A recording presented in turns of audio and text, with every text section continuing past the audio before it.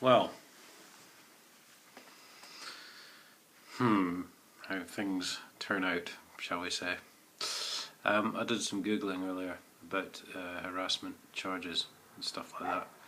As some of you will be aware, this is part of my case involving Cambridgeshire Police and HTC. And yes, I think to a large extent it's a myth.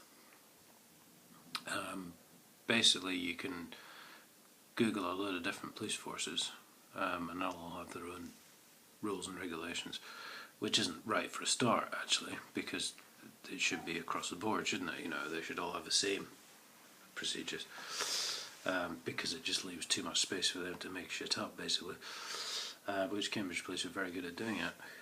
Very good at doing. Very good at doing, yes. Right, the first thing is what they'll do, as they've done in my case, is they'll issue what's called a simple caution, which is not a full police caution. But however, this must be accurately recorded. So in other words, they must have a voice recording. Just because there's two of them standing at your door, that's not good enough. There must be an actual audio recording of it, if not visual, in fact. But that's by the by for now. But basically this is, you can search a load of different police forces. I looked at Wiltshire Police Force, for example, who have a very comprehensive review of this.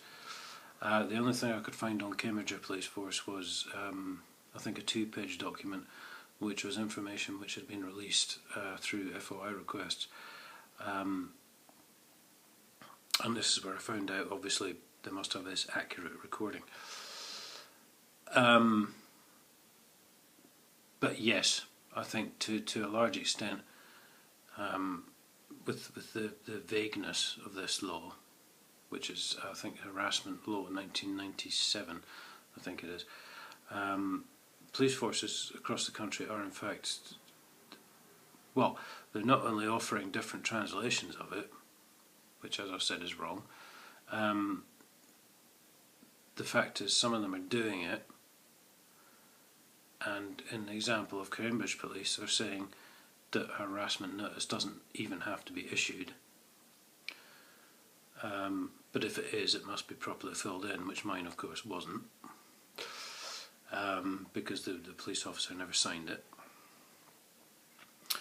If you refuse to sign the harassment notice, a note must be made about that on the harassment notice itself, whilst the officers are issuing it to you, and it then must be reported to an officer of at least inspector level, and there must be an investigation carried out, because in cases of harassment as well, there are reasonable grounds for the harassment.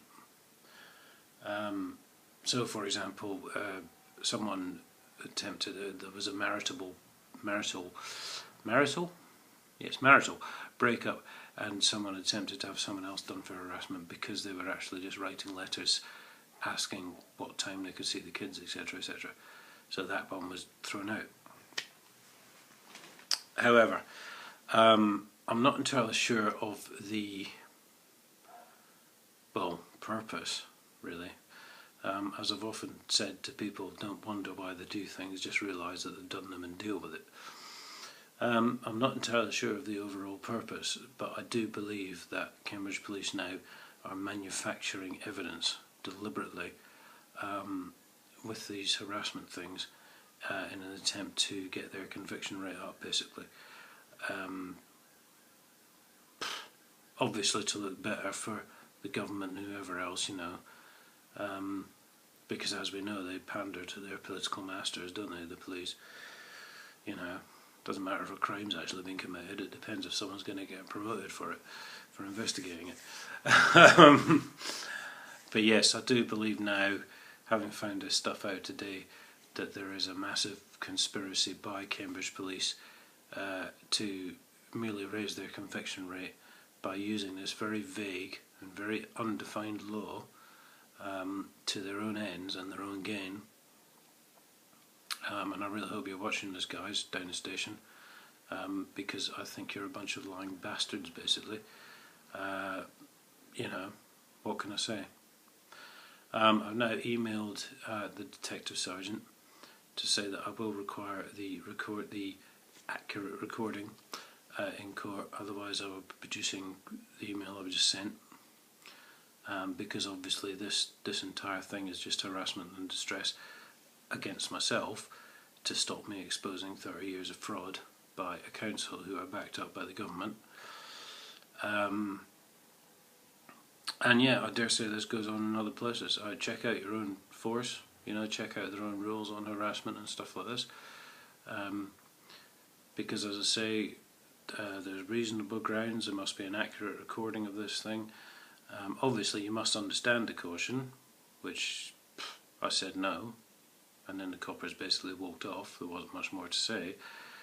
So that was, for a start, that's going to be inadmissible in court. But also the most important thing is that if you object to this harassment notice, it must be written on the form that you've done that, and it then must be investigated properly by an officer of inspector level. Because, as I say, I think Cambridge Police are just doing this to raise their conviction rate, arrest rate, and successful prosecutions thereafter, which obviously in my case is never now going to happen. Because again, they're breaking the law to enforce the law. But this harassment thing is a very vague, very undefined order, and it's really not acceptable to me, and I don't think it should be acceptable to anyone else, that the police are using these things in this way, just to suit their own purposes, basically. So, well, again, thank you for watching. I really do hope that this stuff is informative to some people, and I might be helping some people out. Obviously in my case now, we're just waiting for them to confess, because they have all been found guilty, whether they care to admit it or not. But if you watch my other videos on the Paul Dacres channel on YouTube, you'll find all that out. And again, thank you for watching.